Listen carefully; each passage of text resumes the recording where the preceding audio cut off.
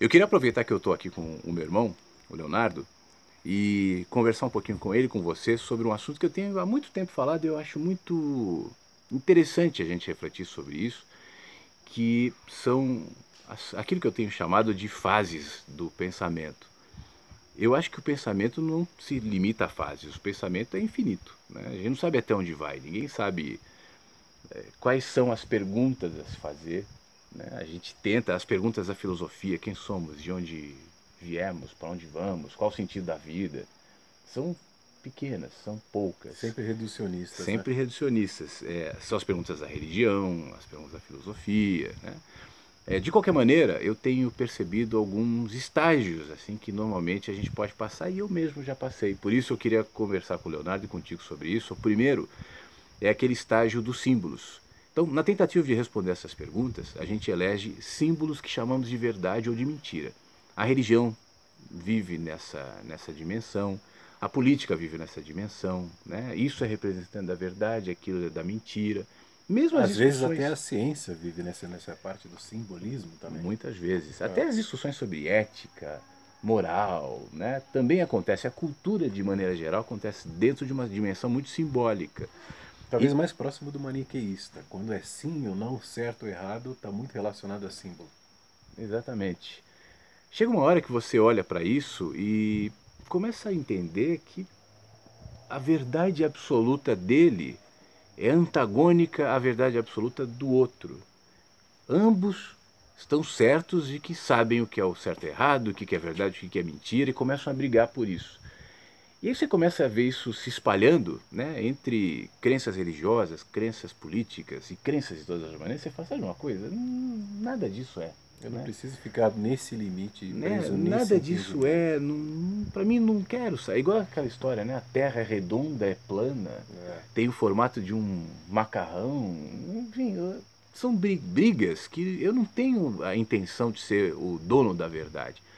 Vou me afastar disso. E aí, nesse caso, muitas vezes as pessoas entram num estágio de ceticismo, assim.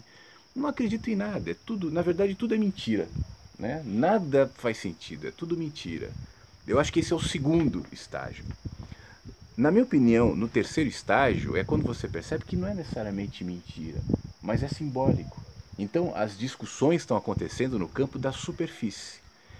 A minha verdade ou a tua verdade, o certo ou errado, isso está numa base superficial. Se você olha para a raiz, para a terra onde essas plantas são alimentadas, a terra é a mesma. Você quer um processo de uma forma muito simplificada, até, mas uma forma sintetizada, é a fase do Papai Noel. Papai Noel existe e eu não contesto porque eu acredito nisso. Depois você fala, não, é um absurdo, eu não vou seguir isso. Depois você entende que pode ser o símbolo Papai Noel de uma outra questão, e não é necessariamente uma coisa para ser combatido o Papai Noel. Então, Exatamente. eu acho que essas três frases se sintetiza de uma forma bem simples, que é uma questão infantilista que a gente vai perpetuando porque precisa acreditar Para naquilo. você usar um outro exemplo mais assim, até presente no dia, é a própria questão Deus, né? Então alguém vai dizer o seguinte: o meu Deus ou o teu Deus. Quem é Quem o é teu Deus? Deus? O meu Deus é assim, o teu é assado. O meu É. Deus é certo, o teu é errado. Só há um Deus, não há vários deuses. Até porque, saindo um pouquinho para depois voltar, no próprio monoteísmo, quando se elege um Deus, né, está se falando de muitos.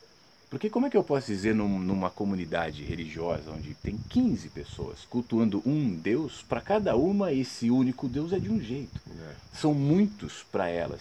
Quantos deuses, para quem é monoteísta, por exemplo, são eleitos na vida? O seu Deus da infância, o seu Deus da juventude, o seu Deus da velhice. Nós somos muitos.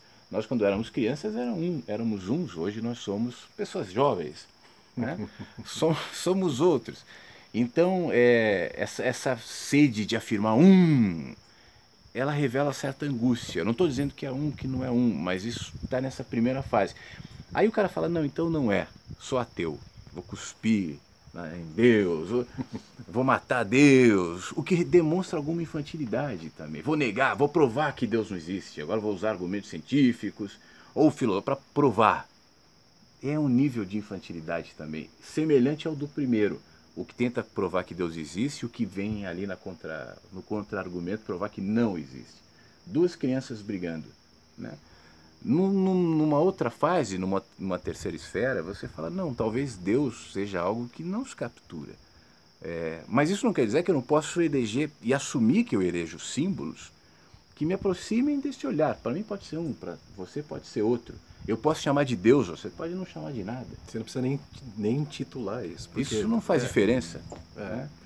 A gente chega num ponto, eu não digo, é um ponto mais ou menos, não estou dizendo disso, mas o que eu quero deixar claro é a nossa tentativa sempre de dizer que isso é certo, que isso é errado, mas não demonstra Deus, não demonstra o Papai Noel, não demonstra nada disso. Não estou dizendo que os dois sejam num patamar que pode algumas pessoas ficaram ofendidas. Não se ofendam, a gente está refletindo aqui. A gente está só refletindo.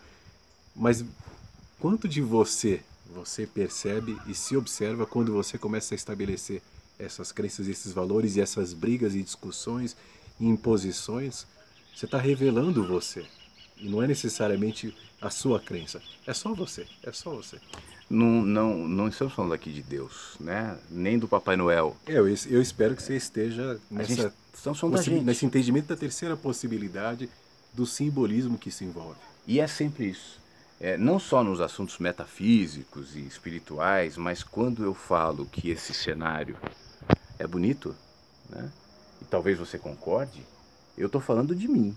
É possível que tenha alguém que veja e diga, não, eu não acho bonito, não. Eu gosto de uma cidade, de uma metrópole, de uma avenida congestionada. E eu não posso dizer que ele está errado. Cada um está expressando o seu próprio olhar. Dentro disso, alguém pode dizer, então você é um relativista e relativiza todas as verdades. É aquilo que a gente estava brincando ontem, eu estava com ele falando, que às vezes alguém me diz assim, você está dizendo então que as verdades apontam a nós mesmos? Então as verdades são relativas. Se as verdades são relativas, me responda, isso que você disse é uma verdade? Eu fico desesperado, não sei o que responder. Não, eu vou sair daqui, porque agora me encurralou, não sei mais o que falar. Eu não sei o que responder. Mas, falando sério agora, sim, mas é a minha. Né?